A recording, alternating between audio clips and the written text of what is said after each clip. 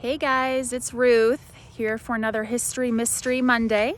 I am the executive director of the Chagrin Falls Historical Society, and today I am taking you, I'm just leaning on me. Today I am taking you to Evergreen Hill Cemetery, and we're here on this beautiful Monday, beautiful spring day, and I'm here to tell you about a little bit of a mystery that came to us, I think it was early 2020. So we got a call from a woman who had a headstone, and she lived in Columbus, but her family, she grew up in Chagrin, her family found this headstone when they lived on West Cottage Street in Noah Graves' home. And in 1967, they built a garage or an addition, I don't remember, I have to look.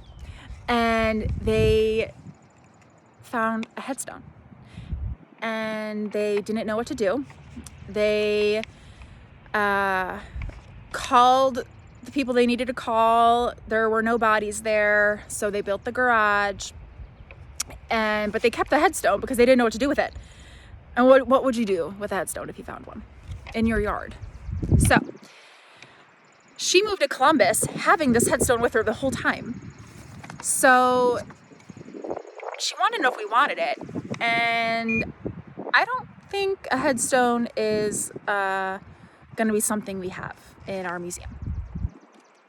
So we called our cemetery sexton in Chagrin Falls, Rob Arnold, and he took the headstone. I'm kind of getting ahead of myself. Should tell you that they came to the Historical Society. They brought us the headstone. I will post a picture in the comments of the headstone, and here is the story on the headstone. They were children. There was little Sarah, who was 4 years old when she died in 1857, and her brother William, who was a year and a half. And I'm going to read what it said on the headstone. It said, "These tender buds, so young and fair, called hence by early doom, just came to show how sweet such flower in paradise would bloom."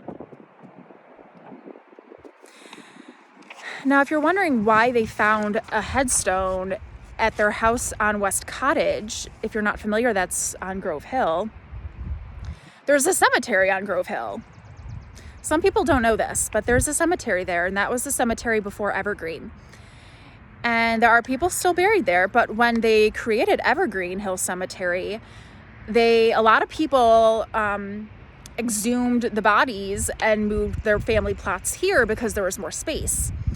So this is what happened. The family has a plot here at Evergreen, and they moved the children here later on. So there actually is a headstone here for the children. So here is the headstone as it is today. And this is the one that the family had at Evergreen. So it is almost a duplicate of the first one from Grove Hill. It's worded a little differently, but the quote is the same. So that was our cool history mystery. You know, you never know what you're going to get when people contact you. I don't think I ever thought someone would contact us with a headstone. So that's interesting in itself. But, you know, where I'm reading this from is our newsletter.